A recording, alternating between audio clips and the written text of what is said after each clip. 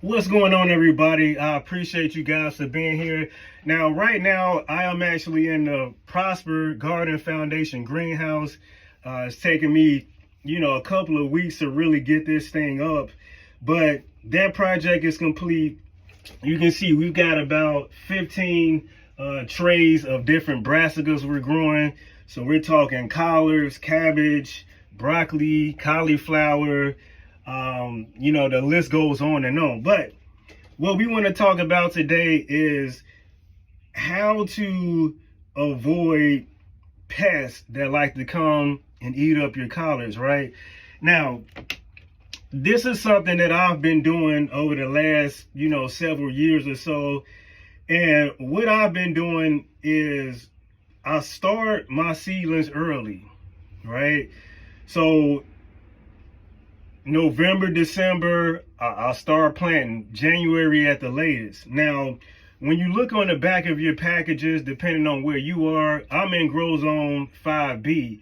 So for me, it recommends maybe March, April, to start planting your seeds.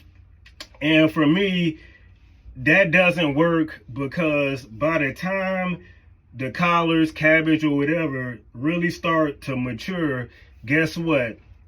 We're talking May, June, right?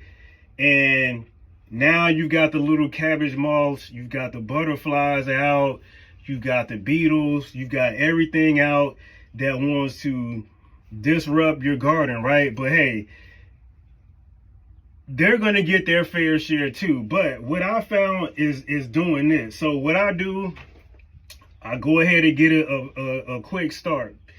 And by the time February, March, April rolls around, guess what? My collards, my cabbages, they're already like halfway mature. I could put them outside. Even if the frost comes, guess what? It's not going to disrupt anything. I mulch them up really good. And right before the cabbage moths come out, the butterflies, the everything that likes to eat on your brassicas come out, guess what? I'm already eating them, okay? So you have to create a system where you get going early and you grow during the times that these particular pests are not out and they're not around. Even if you grow, your collards or cabbages, even if you plant them, let's say June, July, and you're waiting on the cooler months to come, it's risky because it takes a while for those cabbage moths to go away. It takes a while for butterflies to go away. And even here, I've noticed in November, I was still seeing cabbage moths flying around if a warm month would come. So you have to be very, very careful when you decide to start to grow your brassicas, and particularly where you're going to start growing them and the timing of getting them outside. Okay, so for me, being in Grow Zone 5B, get an early start, let them mature early, then get them outside, let them grow, let them get established. And before those pests even come out, guess what?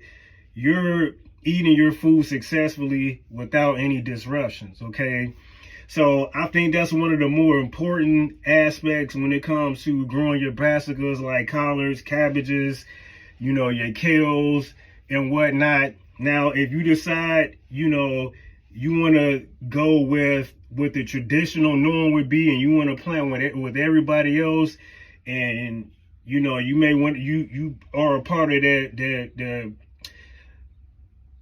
that rotation where you could potentially get frustrated, then you can go ahead and grow whenever you want to, but make sure you intercrop maybe some basil, some oregano, some garlic, some onion, some things that will, some produce that will deter some of those pests that like to come and eat up your collards and your cabbages and whatnot, okay?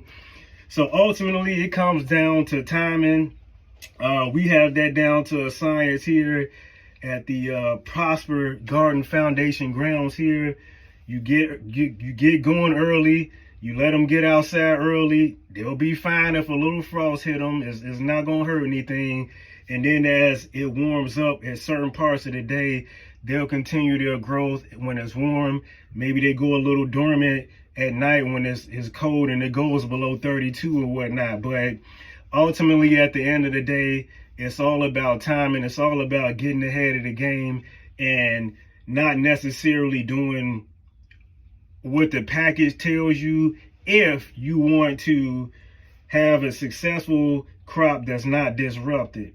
Now, one thing I want to say is this, and this has happened a couple of times. I went on a vacation last summer. I came back. Every leaf on every collard that I had was absolutely decimated. And so that happened because I kind of went outside my norm. And, you know, having a family of 6, there's a lot that goes on. And sometimes my mind just doesn't think about everything.